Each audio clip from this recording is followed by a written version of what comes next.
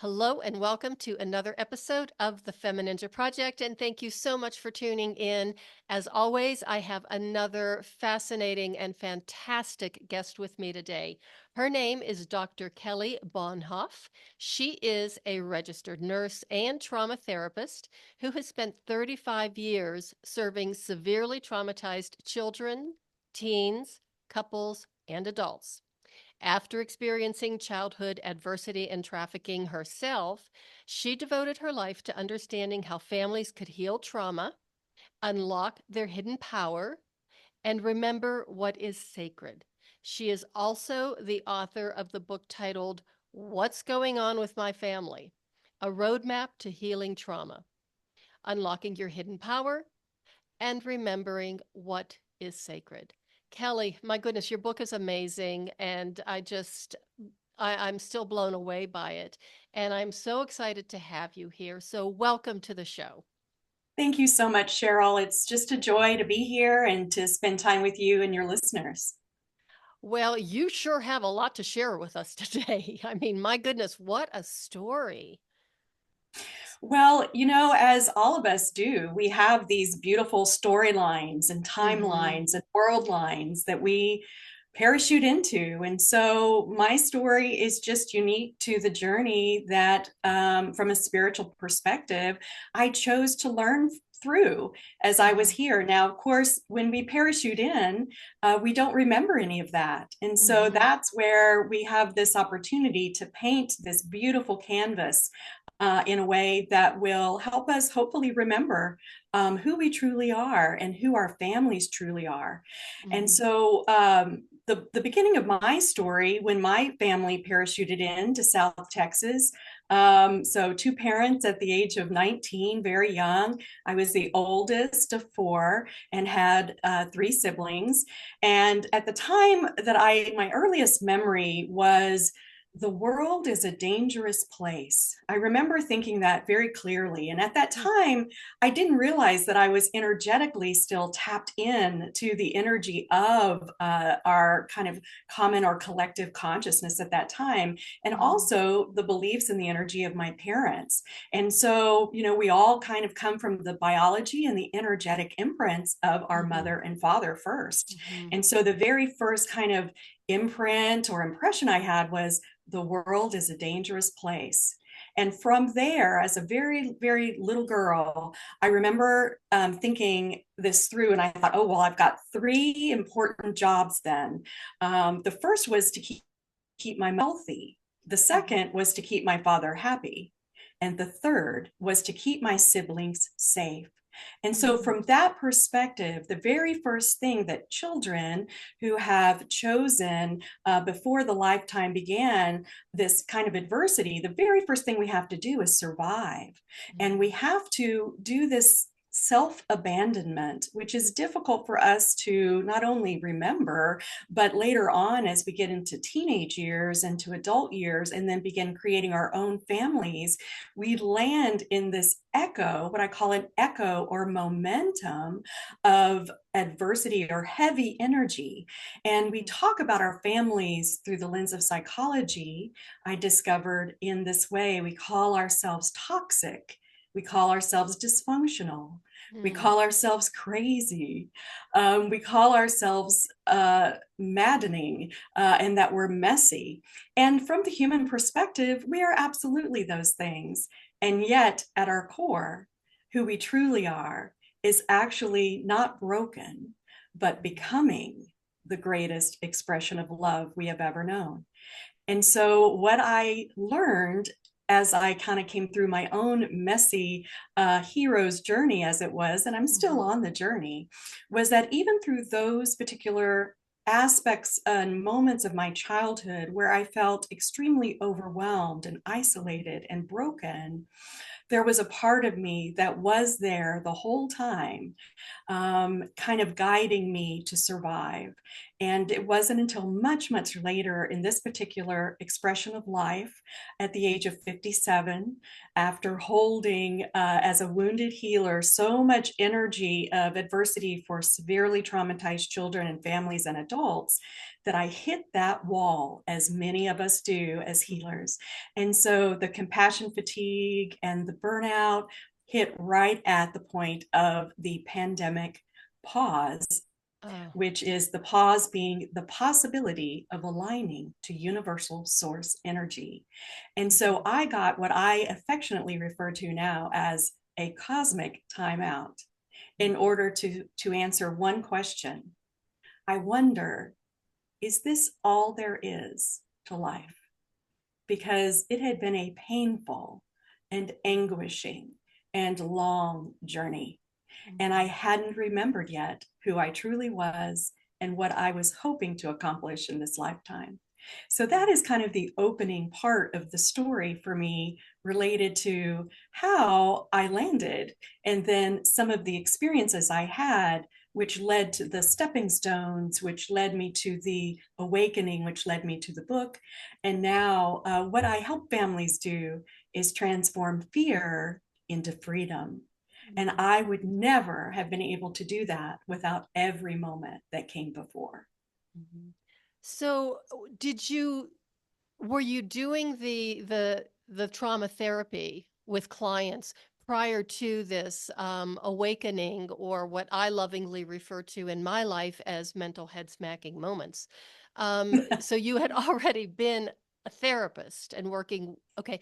Now, as a registered nurse, were you working with, in trauma, clinical trauma, medical trauma, that type of area of expertise? Or how did you land as a registered nurse anyway? Well, that came from the very beginning of wanting to Mhm. keep my mother healthy.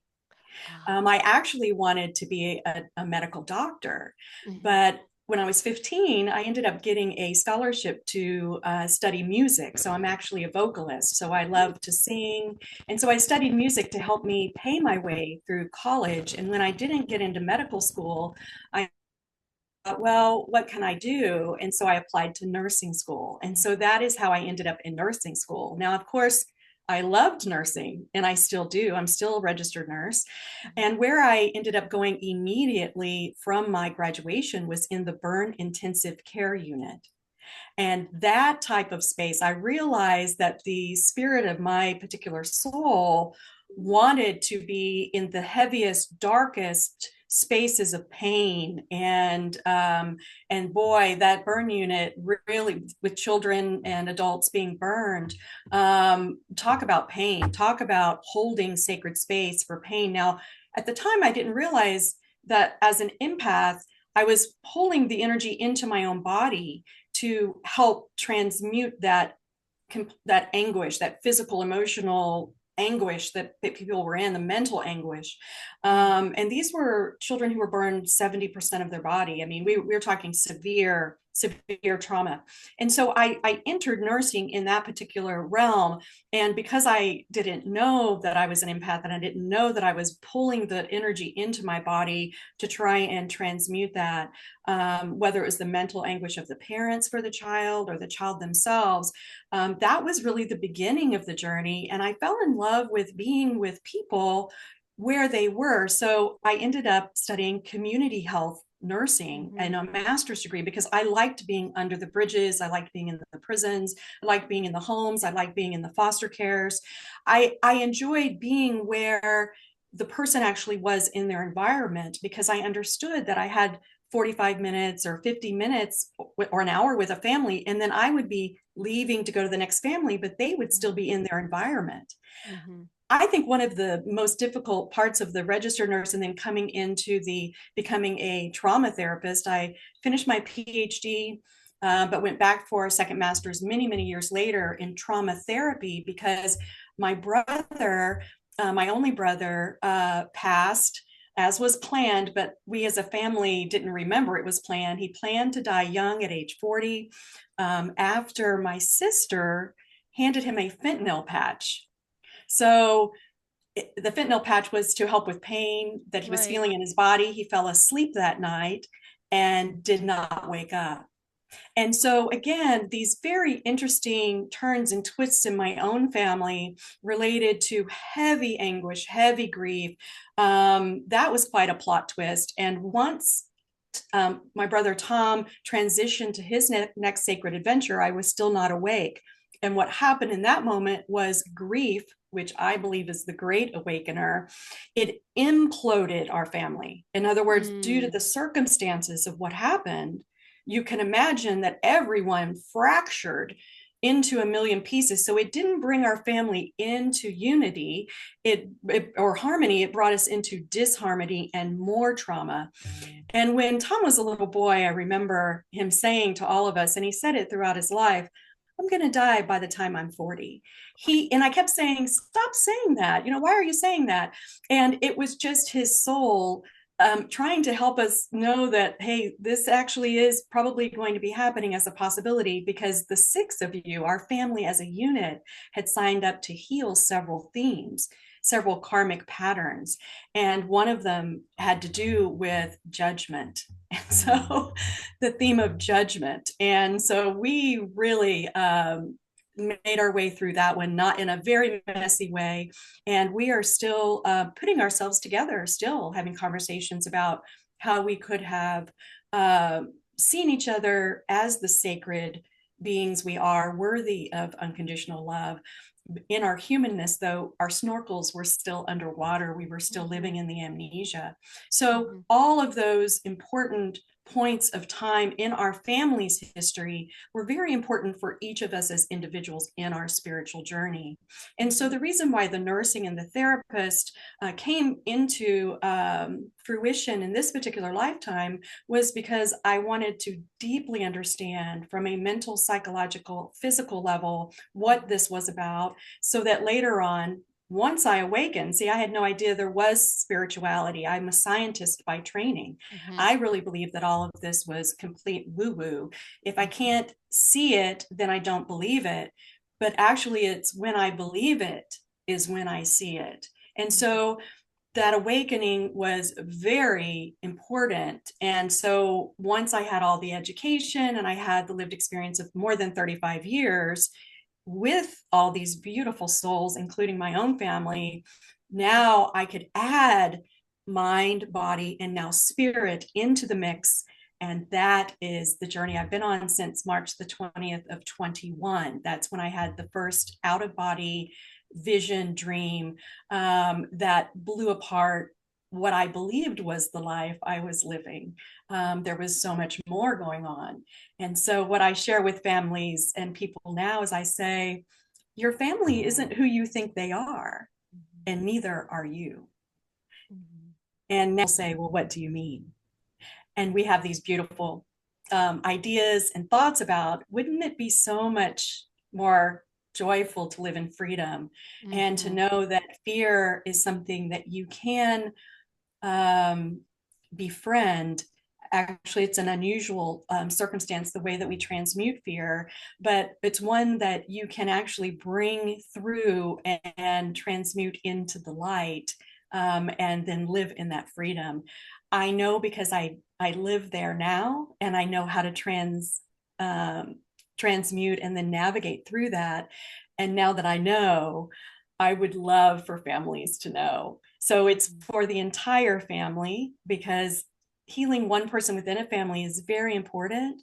But can you imagine the power of healing the entire family and generation, so that childhood adversity is no longer a way of life?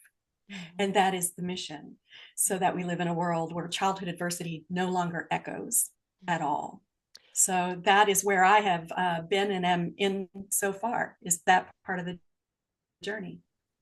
I'm really curious, though, once you had that, that awakening and you went on this journey, I'm guessing it wasn't a smooth trajectory. I mean, it had to have come with a whole lot of, ups and downs, and quite the roller coaster ride. Yeah, and I used to love to ride roller coasters when I was younger. It's more of like riding a roller coaster inside a washing machine on spin cycle. Mhm. And so that's the way it really felt to me. And still, to this moment, awakening is a timeless activity. In other words, you awaken in layers to who you are. There are these beautiful opportunities to dive a little bit deeper, to heal a little bit deeper. And so every day for me is an opportunity. We live in a mirroring universe, which means if I have someone in my field, in my unified field, someone who knocks on my door, I'm sitting next to them in a restaurant, or I walk by them in a grocery store, the person is mirroring my inner experience. And so if I've got someone who moves by me in a grocery cart that's having a no good, very bad day, then there may be a part of me that's having a no good, very, very bad day. And so I actually stop for a moment and check in and say, hey, how are we all doing? Because I want to be able to honor those parts of me that are still healing. And so I'm very intentional about that. And so it is an everyday journey. What I will say, though, is that I've healed enough to notice when I'm in an old pattern or loop of energy, and I can transmute that very quickly now. So I don't stay in that sadness or fear or worry or hurt or jealousy or blame or shame anymore. Those beautiful energies actually had so much to teach me. And I learned and have learned a lot from those heavier energies. And were very important to this process. So when you're talking about the mirroring, is it the same as like mirror neurons? Like when you see somebody who's smiling and happy, all of a sudden that you kind of are just your brain is taking it in and it's responding in the same way, or is it more on an energetic level? It's all of those things. So the beauty of this, what I call smart body, like we have a Mm-hmm. smartphone, right? Mm-hmm. So our smart body is soft technology that allows our mind, our brain to, so we have the mirror neurons. So that's the Mm-hmm. brain and the physiology, right? We Mm-hmm. also have the beautiful spirit or the subtle energy. So we can feel the energy of the person, maybe even before they arrive, right? So that's Mm-hmm. that beautiful spiritual part. And so mind and body are together with spirit. The other part of this, though, is mirroring universe is really just another term for law of attraction. And Mm-hmm. so we actually attract the vibration that we hold most of the time. And what my family and I didn't understand is as we were holding the sadness and the heaviness, so there was the physical, emotional abuse and neglect. Of course, I was navigating through sexual trauma as well that my parents actually did not even know about. And so we were holding a lot of what I call the merry-go-round of survival, right, inside of the energy system of the six of us. And so what we were drawing toward us, not just individually, but collectively, the universe doesn't speak human, it Mm-hmm. speaks vibration. Mm-hmm. And so my family was so anguished and were attempting to be in the world as perfect together people, right? Mm-hmm. Like our family, what happens in Vegas stays in Vegas. What Right. happens in families stays in families. So to the outside world, everything was great. But the vibration of the universe was reading our anguish and saying, oh, they would like more anguish, please, to explore. And Mm-hmm. so we had no idea that we were drawing these energies toward us. And so we really held, we didn't talk a lot about being victims, but what I would say is we did hold victim energy. We didn't realize that we were vibrating or that we were even energy because none of us go through kindergarten, much less our families, knowing that everything is energy and that our thoughts, the words, the beliefs, the emotions, feelings, and actions, everything gives a vibrational message to the universe.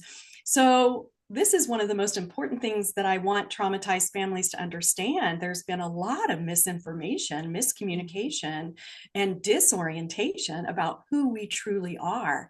And I know in my heart that once families know that information, now they have the free will to consciously choose freedom, right? But if you don't know that you can, or that you're traumatized, that this Mm-hmm. isn't a natural part of who you are, then they're just trying to hang on. Mm-hmm. And so our families have learned as much as they can about the energy of survival. Mm-hmm. And we as a collective are now becoming more familiar with the energy of sovereignty. But Mm-hmm. how to go from survival to sovereignty is something that is coming into the zeitgeist There's a lot of beautiful teachings now about how to do that individually. But one of the things I noticed is that we talk about a lot of systems, but we're not talking a lot about family systems and how to shift the paradigm of something I affectionately refer to as, and I smile, I know my YouTube thing is frozen, but I'm smiling, everybody, when I say, I hope you can feel it in my voice. I see all of our families as the quantum family. In other words, I only see them as energy. I only see the light that they are. And so even though we may have spicy words and passionate animation that flies around, I actually see the movement of that energy in motion or emotion as the field or the wave that is ready to be healed. And so our world is healing. We're not going to heck in a handbasket. We have to see it before we can heal it. And so that's just some insight about some of the turbulence that we're experiencing. This is the state of, I refer to myself and those who are sleepy as recovering caterpillars, right? We eat, we sleep, we scroll, we buy, we work, we start all over again. We are in the chrysalis. We are in the goo part where we are transmuting, transforming. So our families right now are noticing these polycrises. We've got health issues. We've got issues with finances. We've got storms coming through Florida. People are losing their homes. In wars, people are losing their lives. We've got a lot going on in our relationships. My goodness, relationships that seem to be fine, those were the codependent ones. Those are the ones that are coming up for review. Okay. And so now it feels like everything around you may be falling apart. And what I want you to know is it's falling forward. You're actually falling ahead into the next part of your journey, which you can choose. So you can choose to fall back into these heavier energies and stay in those loops, which is fine. You are a sovereign being. Feel free. Or you can start asking these beautiful, very interesting questions called compassionate inquiry, which isn't the judgmental, why am I such a this or that, or I can't believe coulda, shoulda, woulda, shoulda. The question starts something like, I wonder if I can be free. I wonder if I'm here for something more. I wonder if my family is actually divine love in action. I wonder. And when you begin to wonder and ask different questions, now the universe gets a different vibe from you. And you'll begin to notice different answers. And so it really is just turning in the direction and the feeling of where you want to be. And that's not easy. When I remember therapists, and I've had many therapists in my own life, and I'd struggled with the energy of complex PTSD, major depression, obesity, high blood pressure, all of the diseases that came through the heredity of my family, mentally and physically, on tons of medications, addicted to alcohol and drugs to deal with the pain in my body. And I'm free and clear of all that now. I was able to transmute all that energy. But what I would say is that I realized at some point I was addicted to the suffering itself. I was addicted to the chemicals that were moving through my body.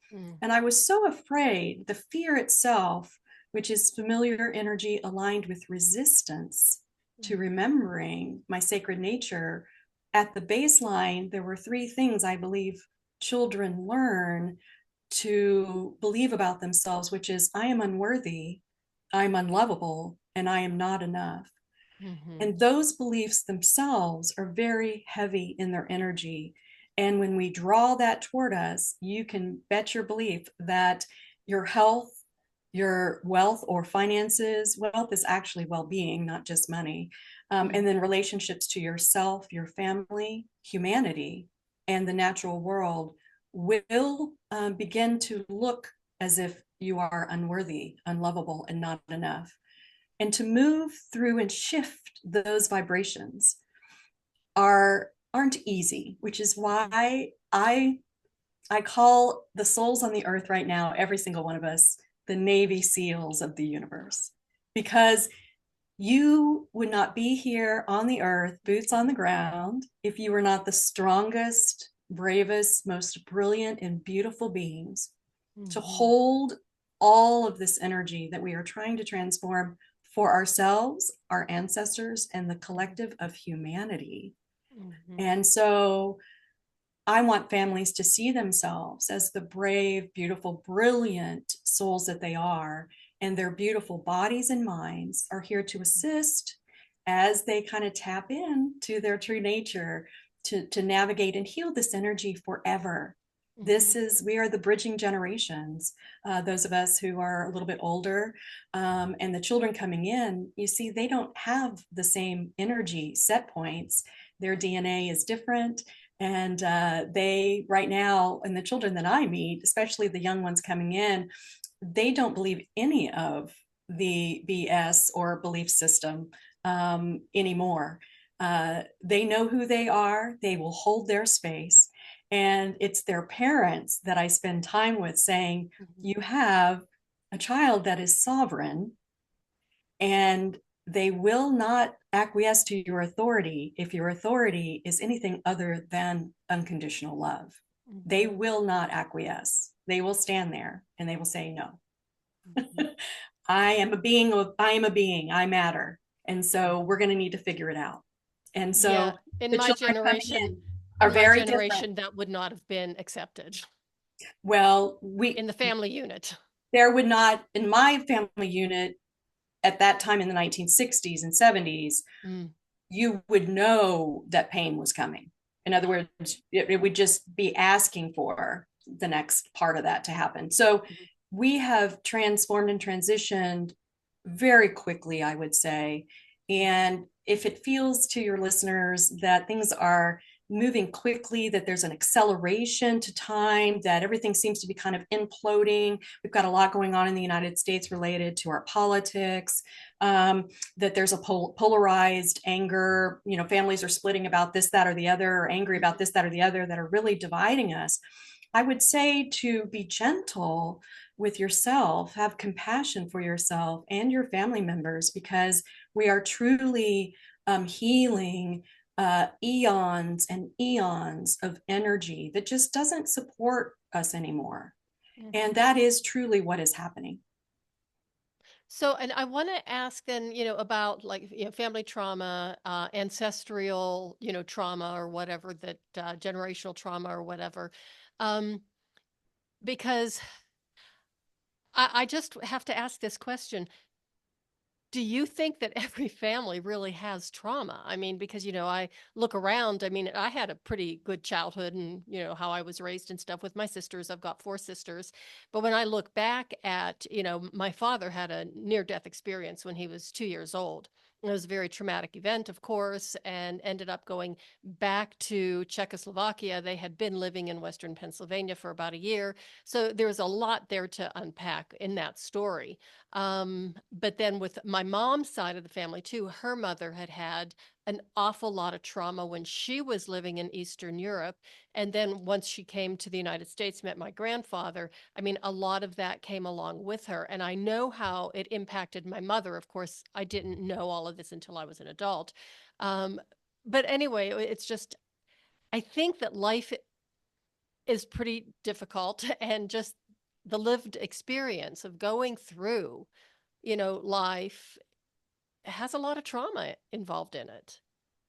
Yeah, so there's some beautiful discoveries that I made about that. Of course, from my education, if you look at epigenetics, we know that the genetics of our parents and grandparents and everybody that came before them, can translate into our own genetics. Now, we do know scientifically we can turn those genetics on and off based on our own belief system. So we can heal from within. The other thing I would say about trauma, from my perspective, trauma is any shock that disrupts the mind, the body, and the spirit from naturally unfolding. Mm-hmm. And so, is every family traumatized? Well, everyone has a different way of seeing trauma, feeling trauma. Mm-hmm. What I would say, though, is that if you feel a shock or a sense of sadness or a sense of loneliness or a sense of not enoughness or unlovability, then there has been some type of trauma, whether you remember it or not. And another discovery I had was I'm not clearing just this lifetime, I'm clearing multiple lifetimes, which are all occurring at the same time. So, this is the law of simultaneity, and this will make your brain hurt. But if you think about, we're all facets of this beautiful one infinite intelligence, pure love, and sacred energy out to explore being human. There's 8.5 billion or so perspectives in the world. We're all facets of the one. Well, then what we have to know is that all of the expressions of life that my soul is taking on right now, whether it's in the very first family that was ever on the earth, the families that I chose to incarnate into between times in the last 10,000, 20,000, 200,000 years, the family I'm in now, we're all carrying that collective trauma. Mm-hmm. And so where it shows up in our lives will be very unique to the person. So what I would say is there are those of us, not many, who have lives that are filled with incredible joy and light, and they are not needing to transmute because they didn't feel a shock or a worry or a hurt or any of that in this particular expression of life.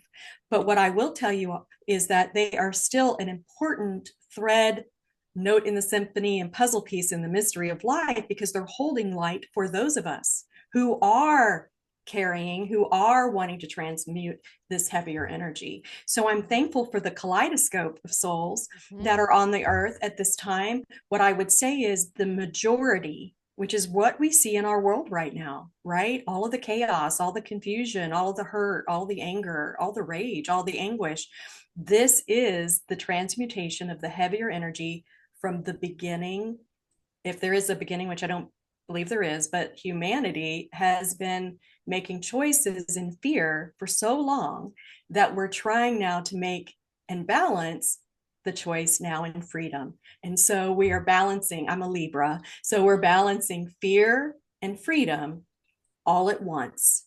And so if you're having a wonderful day and all of a sudden you feel sad and upset and you have there's nothing in your life that should be causing any of that to happen, I want you to imagine yourself as energy moving through the screen of an open window on a warm summer's day. And what you're doing is you are moving energy from the field nearby or the collective or within your family, potentially from hundreds of years ago. You're moving that energy through you.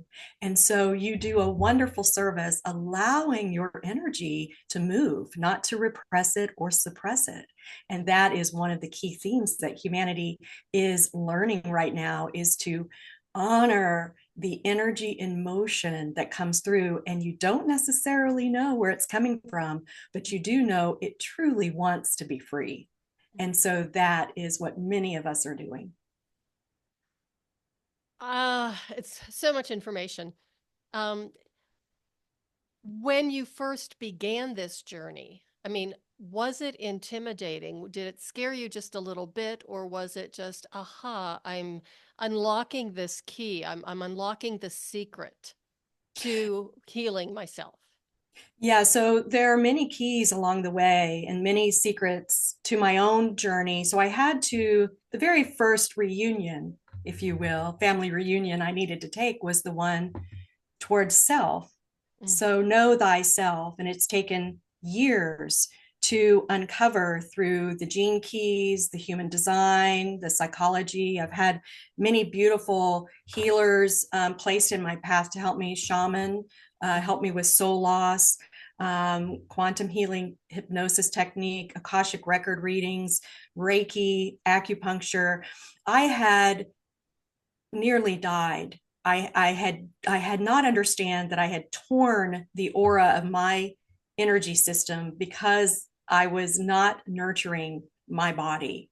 And so it was very painful. And at the beginning, the very first dream I had was so beautiful, so much love, and I was so confused.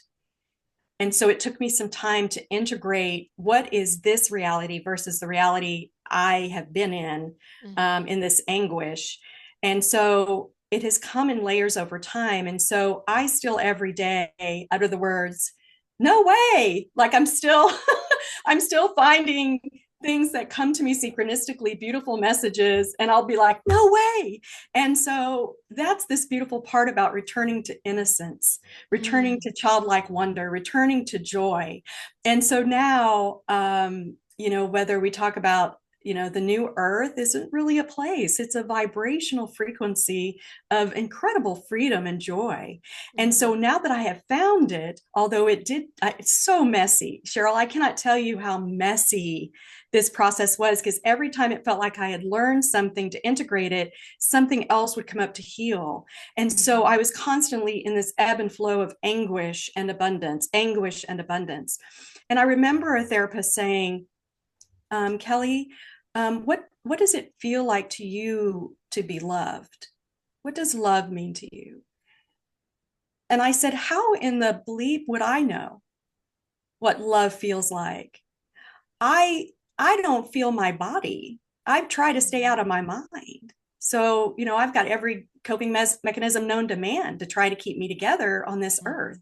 And so if you want to ask me about love, I don't know. What about joy? No idea. What brings me joy? I have no idea. When was the last time you felt happy? Happy? What are you even saying? And so that really resonates with a lot of people that I speak to. It's like, how can I truly love anyone when I don't know how it feels in my own body to love myself?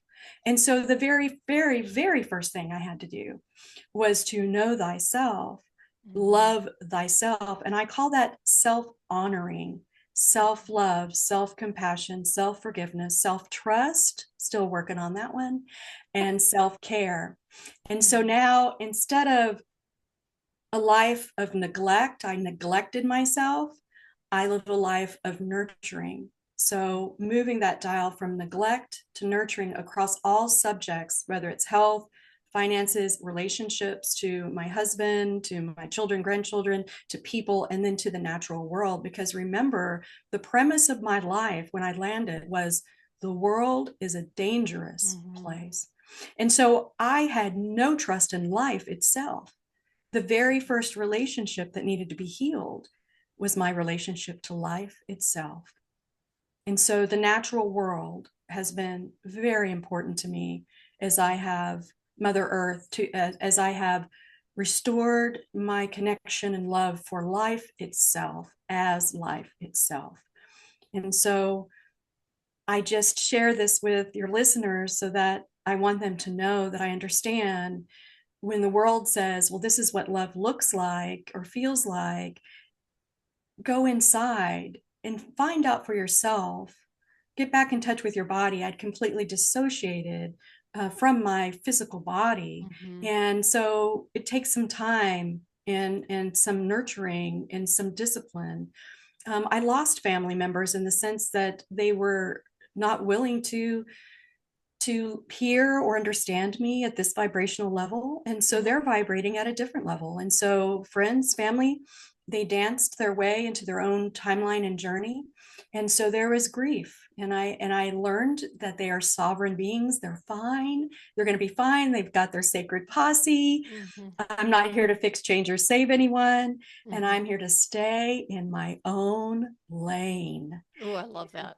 Doing that and knowing that my family and friends and even a child that I have is on their journey and they're going to be fine, and I can compassionately witness them, be there when they need me, but I am no longer entangled in that drama or in that trauma.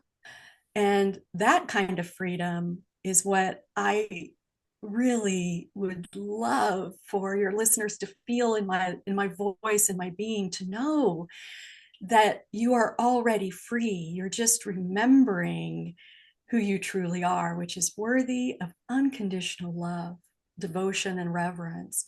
But that starts with you. You must do that for yourself first.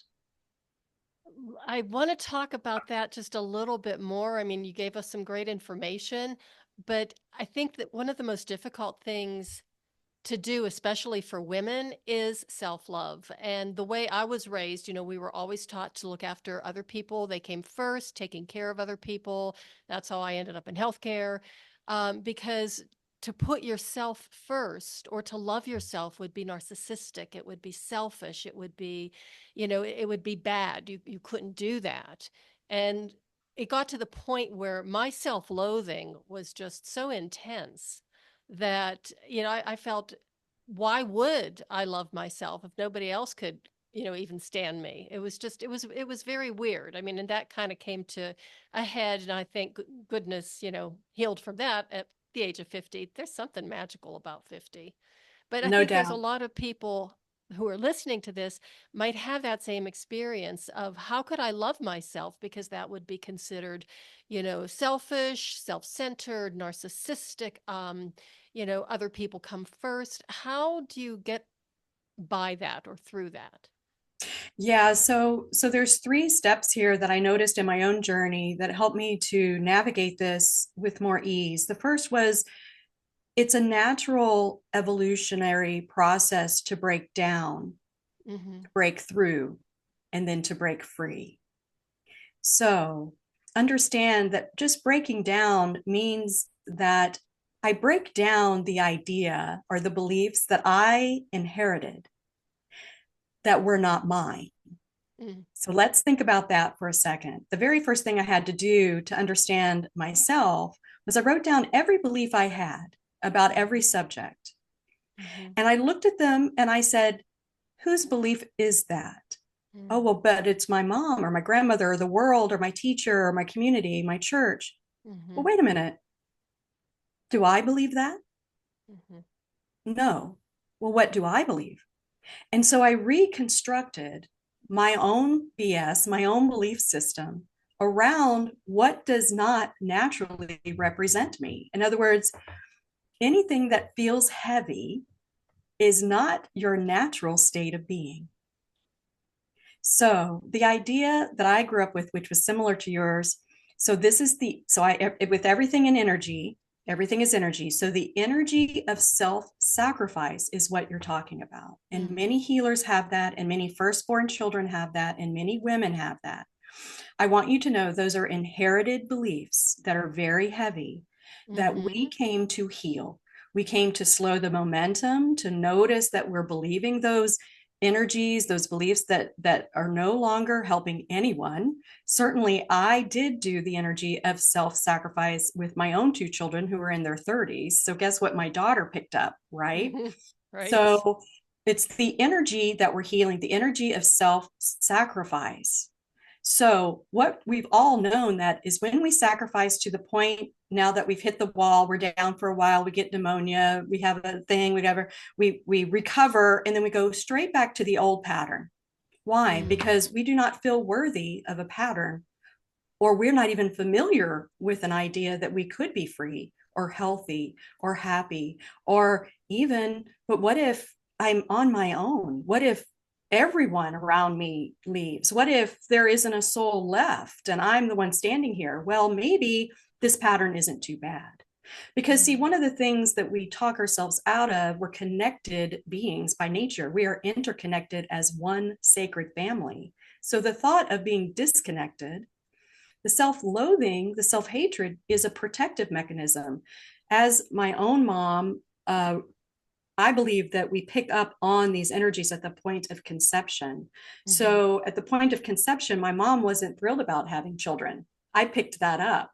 And so as I was born, the very first thing I had to do was to shut down any aspect of myself that my mother didn't prefer. Why? Because I wanted to connect with my mother, and I would have done, and I did do both with my father and mother, anything. But it meant that I didn't stop loving them. I stopped loving me. Mm-hmm. So when I invited self-hatred, self-loathing, selfishness, the energy, whatever all those beliefs are that are heavy, that aren't even mine, to come into my awareness. When I interviewed them, I don't know if you remember Barbara Walters. Do you remember Barbara Walters? She used to do these great interviews. Mm-hmm. So there's this beautiful movie called, what is it out? Inside Out. that, you go into your own mind and you've got all these energies. And so I decided to interview all of the heavier energies and shadows myself. And I said to self-hatred, tell me your story. Mm-hmm. And I wrote it in my journal. And what the shadows very quickly ended up telling me that has been so powerful for me, Cheryl, was this: for every shadow which came from childhood, the inherited beliefs and the energy that I was raised in, that I chose to be raised in now to learn as a soul, every shadow said to me, Kelly, I was once light. I'm just diluted light. And I've been waiting for you to free me. I've been waiting for your light to shine into me so that I can return to the light. Mm-hmm.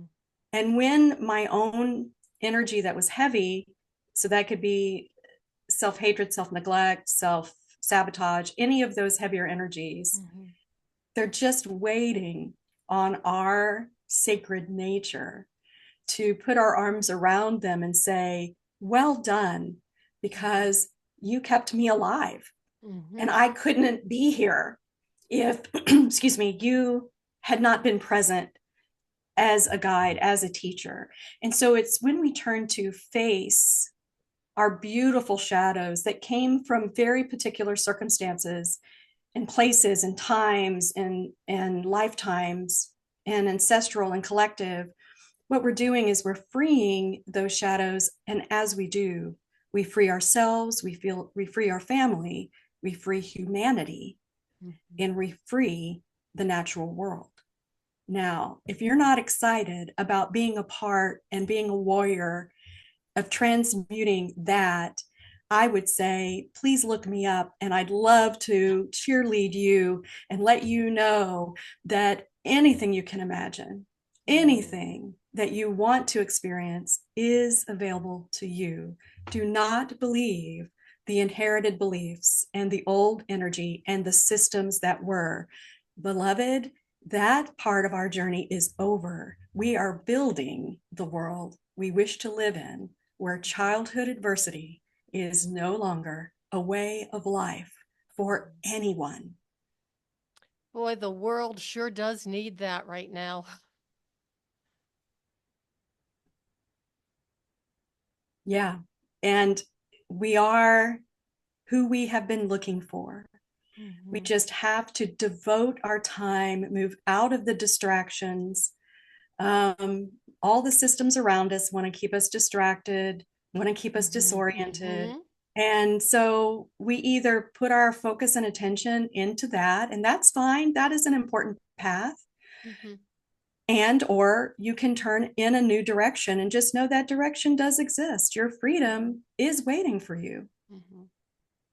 So, Kelly, I want to talk about your book because, yeah, like I said, it is amazing. I have never seen such a comprehensive, well organized, well structured, book ever. I mean, I read a lot and I read a lot of books, but this is just the way you put it together and the way you organized it is just amazing. I mean, it's not, you don't just read it. It's not like one thing you read, in a day or two, but it really gives you a lot of food for thought. The readers, you have to you go through it, and it just gave me a lot of pause to be able to, like, I need to think about this for a little while. But the way it's organized and, talking about the spirituality and the unveiling and unraveling the mystery of the mind, all of these things that you include, but the way that you the organized every chapter, going through the insights of the chapter, the reflections and questions.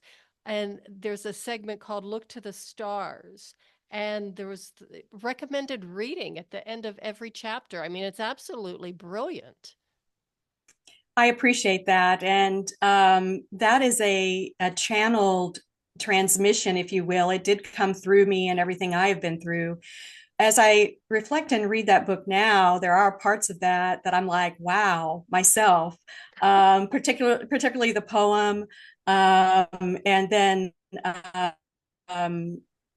just the way that it ended up being organized it is so very interesting. I come from an academic background, so the writing in academia is very different than this commercial writing. So that took a while for me to get through the imposter syndrome. Mm-hmm. But what I would say is I truly wanted to write a book that synthesized a lot of information, but would also be practical, because our families are very busy. And as I move forward, as I start this YouTube channel, and have a membership that'll be starting. It took me a while, but there's a One Sacred Family library of over 250 meditations and assessments and games and things that I've created based on the foundation of this book, so that families can put things on the refrigerator and together create the freedom. In other words, not just the mom trying to do it or whatever the constellation of the family is, but to design it in a way where the entire family shifts and lifts at the same time. And so I'm so grateful to have healed enough for those insights to have an organization in the way it needed to be navigated came through. I certainly would not have been able to write that book even 2 years ago, or 2 or 3 years ago. I mean, it really unfolded as the messiness and the healing and knowing who I was. And I'm very thankful for the way that it came through. And what's going on with my family? It was a question I had my entire life, and it's a question that all the families and really teenagers is like, what's going on with my family? And it's like, well, from this psychological perspective and this kind of generational trauma, this is one perspective. But it wasn't until the mind, body, and spirit anchored all those perspectives anchored into my own life that I was able to design, write, but then channel my higher self to bring in this very beautiful, loving, compassionate, uplifting, and empowering information for families. I want family to remember, you're not broken, you're becoming. It's a completely different way of seeing yourself. And I absolutely love the fact that you have games that families can play together, because that's one of the most effective ways that we can learn is through playing and, playtime. That's how we learned to move, to roll over in the crib, to explore our environment, and learning through play instead of sitting down and having to do tasks or memorize things. Or just the screens themselves have taken us, in a different direction. So to pull the family away from their screens, I think the energy of joy is the energy that will lift our families into their next sacred adventure together.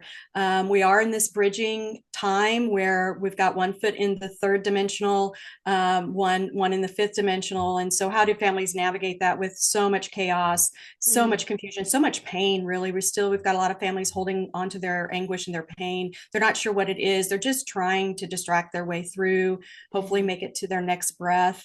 And I deeply understand that. So how do we design moments of time, 5 minutes a day? So if I was to say to a family, in 5 minutes a day, if you were to look to the stars. So stars came from my childhood where I needed to get out of the house, and I'd look up at the stars, and I've always felt very comfortable and connected to the stars. So stillness, thankfulness, affirmations, reflections, and showing up.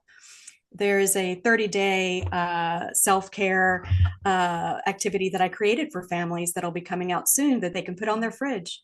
And so if they just do the stars together, they will notice immediately a shift, because it is with intention that they can move in that direction. It'll take a minute to slow down the old energy.